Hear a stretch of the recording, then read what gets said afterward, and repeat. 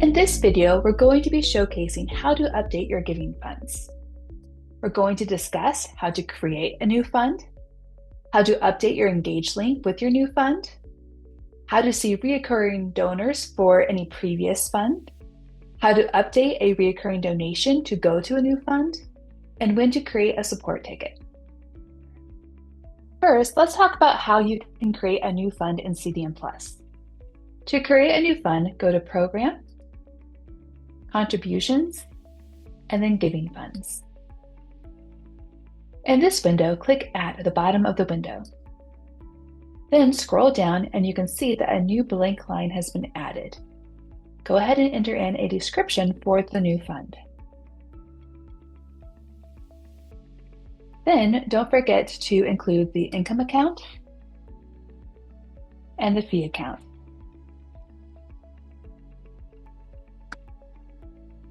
When finished, go ahead and click Save. Now we want to add our new fund to a giving set. So we're going to close this window and then click Program, CDM Plus Engage, Settings.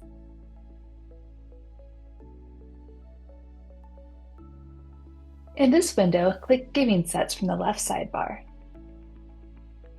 Here we can see a list of all of our active links. I'm going to add this fund that we just created to our Tithes and Offering link. So I'm going to click on this link here, scroll to the Giving Funds section, and then where it says Add Giving Fund, we use the dropped list and scroll until I see the new fund we just added. Now I could remove this fund from the previous year at the same time, but as soon as we make this fund inactive, it will automatically be removed from this link. So it's up to you if you want to remove it now or just wait to inactivate this fund. Once satisfied with any other changes you may make, go ahead and click Save Changes. You'll see that success pop up. Go ahead and click on OK. Now that we have added our new fund and then updated our Engage links to include that new fund, we want to inactivate the old fund and see any recurring donors that may have been tied to that old fund. So to do so, I'm going to go back to our Giving Funds window. We're going to click Program, Contributions, and then Giving Funds. We're going to scroll to the fund we want to inactivate.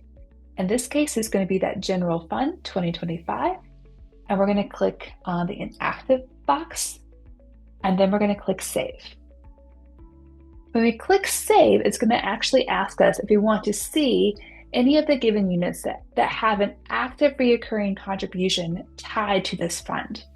So because we do want to see those recurring givers, we're going to click Yes.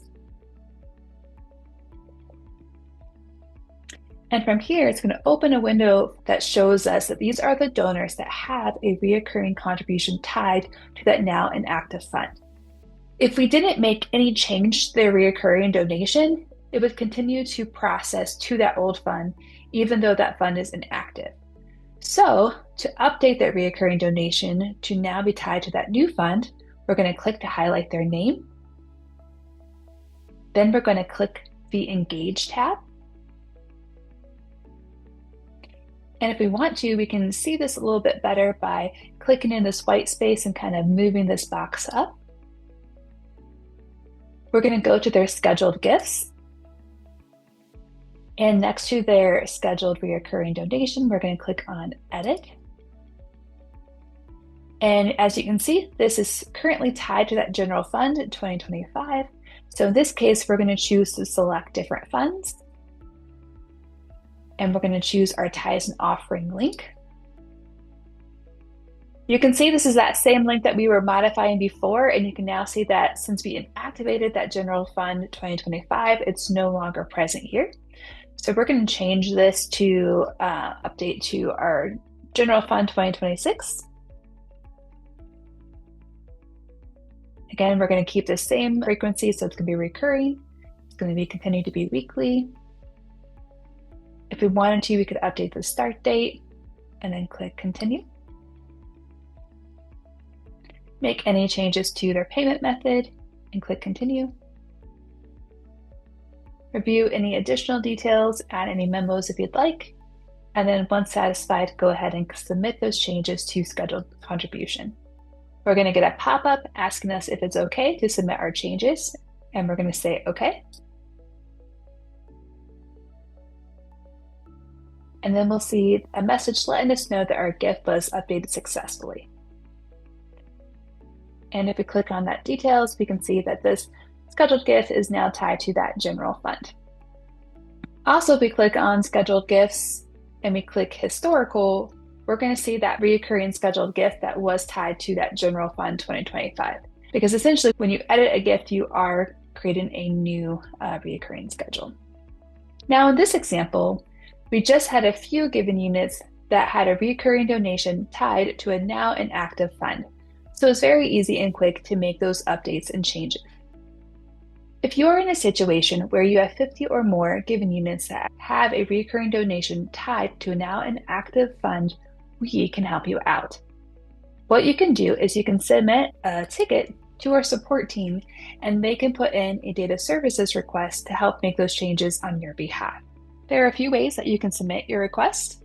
One, you can send an email to support@cdmplus.com and we will receive that ticket and put in that data services request on your behalf and then let you know when those changes have been made.